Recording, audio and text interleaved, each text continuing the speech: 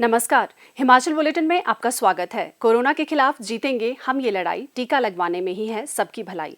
18 वर्ष से अधिक आयु के व्यक्ति टीकाकरण के लिए पंजीकरण करवाएं। पंजीकरण के लिए www.cowin.gov.in अथवा selfregistration.cowin.gov.in पर लॉगिन कर अपना मोबाइल नंबर दर्ज करें। मोबाइल पर प्राप्त OTP नंबर दर्ज करें और सत्यापित करें। फार्म के अनुसार विवरण भरें और स्वयं को पंजीकृत करें। टीकाकरण के उपरांत भी 3 बहुमूल्य नियम अवश्य अपनाएं। हमेशा मास्क पहनें, अपने हाथ साबुन और पानी से नियमित तौर पर अच्छी तरह धोएं, दूसरों से उचित दूरी बनाकर रखें। अब पेश हैं आज के समाचार। कोविड-19 महामारी के अग्रिम पंक्ति के कार्यकर्ताओं के लिए विशेष रूप से तैयार क्रैश कोर्स कार्यक्रम आरंभ करने के लिए मुख्यमंत्री श्री जयराम ठाकुर ने प्रधानमंत्री श्री नरेंद्र मोदी का आभार व्यक्त किया है। इस कार्यक्रम का उद्देश्य 2 से 3 महीनों की अवधि में लगभग 1 लाख अग्रिम पंक्ति के कार्यकर्ताओं को प्रशिक्षित करना है। ये प्रशिक्षण कार्यक्रम हिमाचल प्रदेश सहित देश के 26 राज्यों के 111 प्रशिक्षण केंद्रों में आयोजित किया जाएगा। श्री जयराम ठाकुर ने कहा कि कोविड योद्धाओं को home care support, basic care support, advance care support, emergency care support, sample collection support और मेडिकल इक्विपमेंट सपोर्ट जैसे 6 कस्टमाइज्ड कार्यों का प्रशिक्षण दिया जाएगा। उन्होंने कहा कि प्रशिक्षण में इस प्रकार के कार्य के लिए प्रशिक्षित लोगों के कौशल विकास के साथ उनमें नवीन कौशल का भी निर्माण होगा। उन्होंने आशा व्यक्त की कि प्रशिक्षण से स्वास्थ्य क्षेत्र के अग्रिम पंक्ति के कार्यबल को नई ऊर्जा मिलेगी और युवाओं को रोजगार के अवसर भी प्राप्त होंगे। मुख्यमंत्री ने कहा कि डॉक्टर, नर्स, पैरामेडिकल स्टाफ जैसे फ्रंटलाइन कार्यकर्ताओं तथा चिकित्सा व्यवसायियों जैसे आशा कार्यकर्ताओं, आंगनबाड़ी कार्यकर्ताओं व स्वास्थ्य कार्यकर्ताओं ने मरीजों के उपचार के अतिरिक्त भारत में विश्व के सबसे बड़े टीकाकरण अभियान को सफल बनाने में महत्वपूर्ण भूमिका निभाई है। उन्होंने आशा व्यक्त की कि प्रदेश के फ्रंटलाइन कार्यकर्ता इस विशेष प्रशिक्षण कार्यक्रम से लाभान्वित होंगे और ये मरीजों को बेहतर उपचार भी सुनिश्चित करने में सहायक सिद्ध होगा। मुख्यमंत्री श्री जयराम ठाकुर ने आज शिमला में मीडिया प्रतिनिधियों से बातचीत की। इस अवसर पर उन्होंने कहा कि हिमाचल प्रदेश भारतीय जनता पार्टी के हाल ही में शिमला में आयोजित 3 दिवसीय सम्मेलन ने पार्टी को राज्य सरकार की उपलब्धियों पर विचार का अवसर प्रदान किया है। उन्होंने कहा कि इसके माध्यम से मंडी संसदीय क्षेत्र तथा फतेहपुर व जुब्बल कोटखाई विधानसभा क्षेत्रों के लिए होने वाले उपचुनावों और आगामी आम चुनावों के लिए पार्टी को तैयार करने का अवसर प्राप्त हुआ है। मुख्यमंत्री ने कहा कि उपचुनावों की घोषणा होते ही पार्टी प्रत्याशियों की घोषणा कर दी जाएगी। उन्होंने कहा कि पार्टी सभी उपचुनावों में विजय प्राप्त करने को लेकर आश्वस्त है।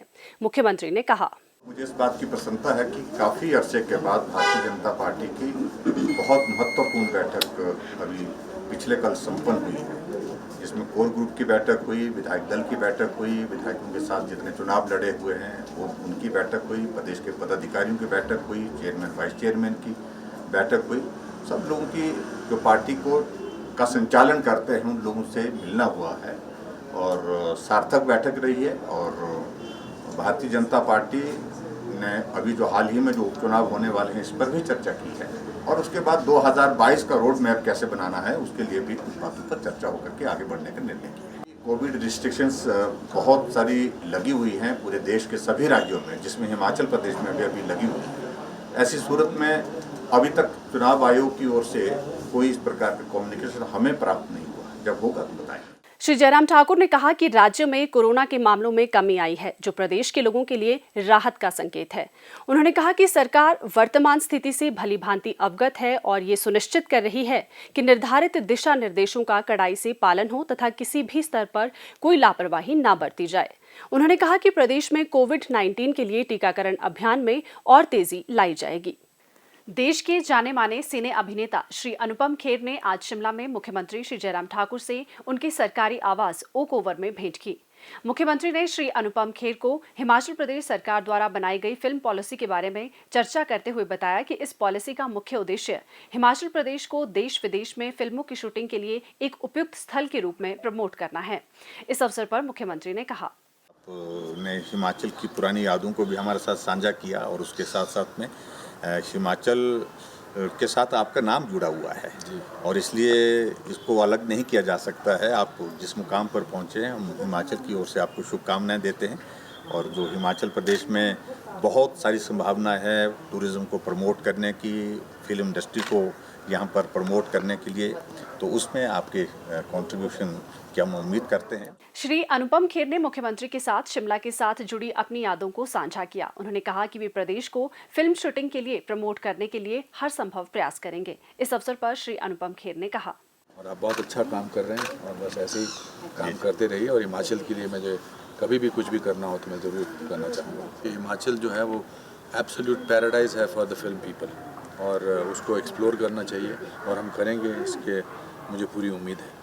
इस अवसर पर मुख्यमंत्री की धर्मपत्नी डॉक्टर साधना ठाकुर और श्री अनुपम खेर की माता श्रीमती दुलारी खेर भी उपस्थित थे। मुख्यमंत्री श्री जयराम ठाकुर ने आज शिमला में शरल म्यूजिक मुंबई द्वारा निर्मित म्यूजिकल एल्बम मिठियां मिठियां गल्ला का पोस्टर जारी किया। इस अवसर पर मुख्यमंत्री ने गायिका प्रिया शक्तावत के प्रयासों की सराहना की। उन्होंने कहा कि इस प्रकार के प्रयास राज्य की समृद्ध संस्कृति और परंपराओं को प्रोत्साहित करने के साथ साथ आने वाली पीढ़ियों के लिए भी संजोए रखने में महत्वपूर्ण साबित होते हैं। प्रिया शक्तावत हिमाचल प्रदेश के जिला कांगड़ा से संबंध रखती है। टेलीमेडिसिन सेवाएं प्रदान करने में हिमाचल प्रदेश देश का अग्रणी राज्य है। कोविड-19 महामारी के दौरान ये सेवा लोगों के लिए वरदान साबित हो रही है। जिला चंबा के जनजातीय क्षेत्र के पांगी व भरमौर उपमंडल के सिविल अस्पताल में टेलीमेडिसिन सेंटर के माध्यम से विशेषज्ञ चिकित्सकों द्वारा स्वास्थ्य सुविधाएं प्रदान की जा रही है।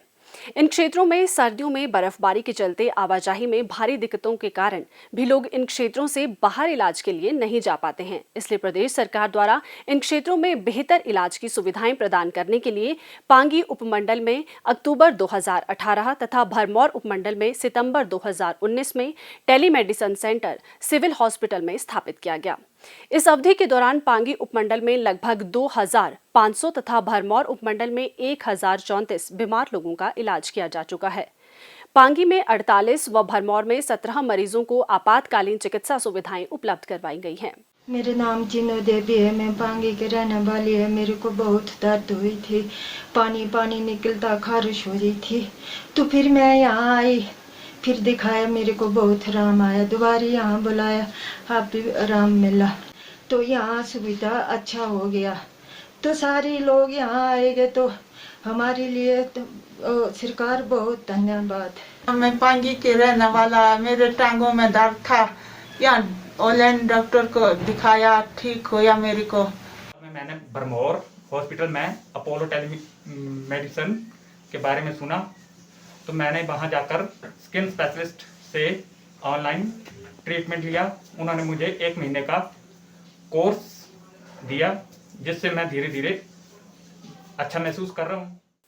प्रदेश सरकार द्वारा जनजातीय क्षेत्रों में टेलीमेडिसिन के बारे में लोगों को जानकारी प्रदान करने के लिए विशेष जागरूकता शिविर आयोजित किए जाते हैं।